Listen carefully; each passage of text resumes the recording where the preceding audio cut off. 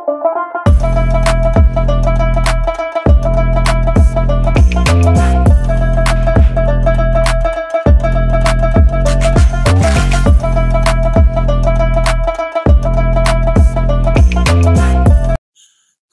আলাইকুম। আমরা আমাদের আগের ভিডিওতে বলেছিলাম যে দুরন্ত একটা সাইকেল নিয়ে সামনে একটা ভিডিও দিব। সো এইটাই সেই ভিডিও। এইখানে যে কন্ট্রোলারটা দেখতেছেন এইটা হচ্ছে দুরন্তর অরিজিনাল কন্ট্রোলার, যেই কন্ট্রোলারটা মূলত নষ্ট হয়ে গেছে। তো নষ্ট হয়ে যাওয়ার পরে আমরা যেটা করছি সেটা হচ্ছে আমরা বেসিক একটা কন্ট্রোলার লাগাই দিছি, যেহেতু এই সাইকেলগুলো আসলে রেডিমেড আসে এবং কি এটার থ্রোটালও নষ্ট হয়ে গেছে। থ্রোটালটা মূলত ভেঙে গেছে, তার কারণে নষ্ট হয়েছে। আর কন্ট্রোলারটা নর্মালি এইভাবেই নষ্ট হয়ে গেছে।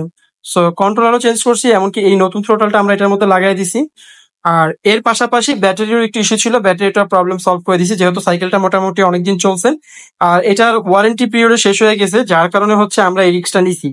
এই দুরন্তর এই সাইকেলটা আলহামদুলিল্লাহ নতুন চলতেছে এবং এই সাইকেলটা অনেক আসতেছে আমাদের কাছে রিপেয়ারের জন্য। সো আমরা সবার প্রথমে যেটা জিজ্ঞেস করি সেটা হচ্ছে সাইকেলটার ওয়ারেন্টি আছে নাকি নাই। সো কাস্টমার যখন বলে যে না ওয়ারেন্টি নাই, তখনই আমরা মূলত কাজটা ধরি এবং আমরা আমাদের মন মতো করে দিই।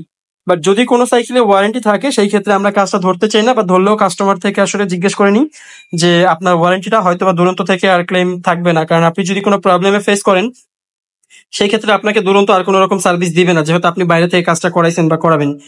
সো এই ছিল মূল টপিক। তো এইটার দুইটা জিনিস আমরা চেঞ্জ করছি, কন্ট্রোলার আর হচ্ছে থ্রোটাল। এই দুইটা জিনিস একদম বেসিক লাগাই দেওয়া হয়েছে, যেন সাইকেলটা নেক্সটে আবার কোনো প্রবলেম হইলে বেসিক থ্রোটাল বা বেসিক কন্ট্রোলার লাগাই দেওয়া যায়।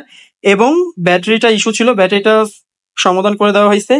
আর সব থেকে মজার যে বিষয়টা সেটা হচ্ছে আমরা এখানে 350 ওয়াটের একটা কন্ট্রোলার ইউজ করছি, যাতে হচ্ছে আপনার এটাতে আগে যেটা ছিল সেটা হচ্ছে বিল্ট ইন যে কন্ট্রোলারটা ছিল ওইটাতে স্পিড লিমিট করা ছিল। স্পিড লিমিট বলতে আপনার সর্বোচ্চ 20 থেকে 22 এর আশেপাশে, 25-এর নিচে ছিল আর কি, 25-এর উপরে হয় না। সো আমরা এখন যেটা করছি সেটা হচ্ছে আপনার 350 ওয়াটের কন্ট্রোলার যখন এটার মধ্যে ইউজ করছি তখন কিন্তু এটা অটোমেটিক 8 থেকে 10 কিলোমিটার/আওয়ার স্পিড বেড়ে গেছে। সো এখন বলতে পারেন এই মোটরটা 350 ওয়াটে চলতেছে। একটা মোটরের সাধারণত দুইটা ক্ষমতা থাকে, সেটা হচ্ছে 36 ভোল্টের যে মোটরগুলা এটা সাধারণত 36 ভোল্টেও চলবে, আবার হচ্ছে আপনার 48 ভোল্টেও চলবে। কিছু মোটর আছে যেটা চলবে না, বাট ম্যাক্সিমাম মোটরই হচ্ছে আপনার চলে। সো সেই ক্ষেত্রে এই যে কন্ট্রোলারটা এটা হচ্ছে 350 ওয়াট, যেমন 36 ভোল্ট আর হচ্ছে 48 ভোল্ট, ঠিক তেমনি 250 ওয়াট এবং 350 ওয়াট এই দুইটাতেও চলে। সো এই দুইটা সাইকেল যে দেখতেছেন এইখানে কিন্তু একটা 350 ওয়াটের মোটর আর একটা হচ্ছে 250 ওয়াটের মোটর। আমরা নর্মালি যে বেসিক প্যাকেজটা সেল করি ওটা 350 ওয়াটের হয়।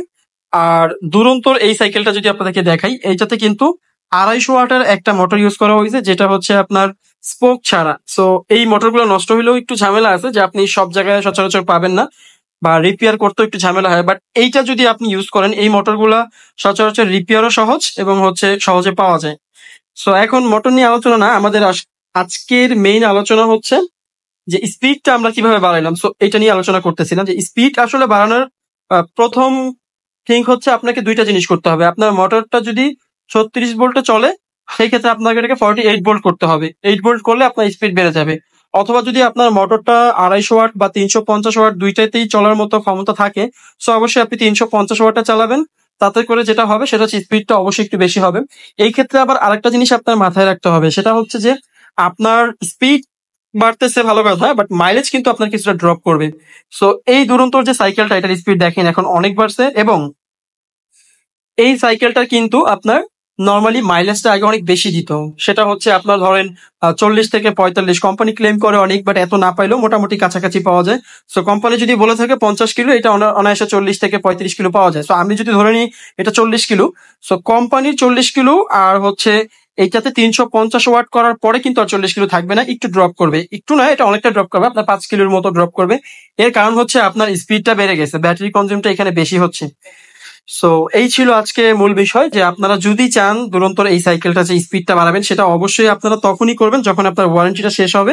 কারণ তখন এমনি তো আপনি আর কোনো সার্ভিস পাচ্ছেন না দুরন্ত থেকে, মানে ফ্রি পাচ্ছেন না, বাট এমনি আপনি চাইলে করাতে পারেন। বাট নর্মালি যদি আপনার মনে হয় স্পিড বাড়াবেন সেই ক্ষেত্রে সার্ভিস পিরিয়ডটা পর্যন্ত অপেক্ষা করবেন।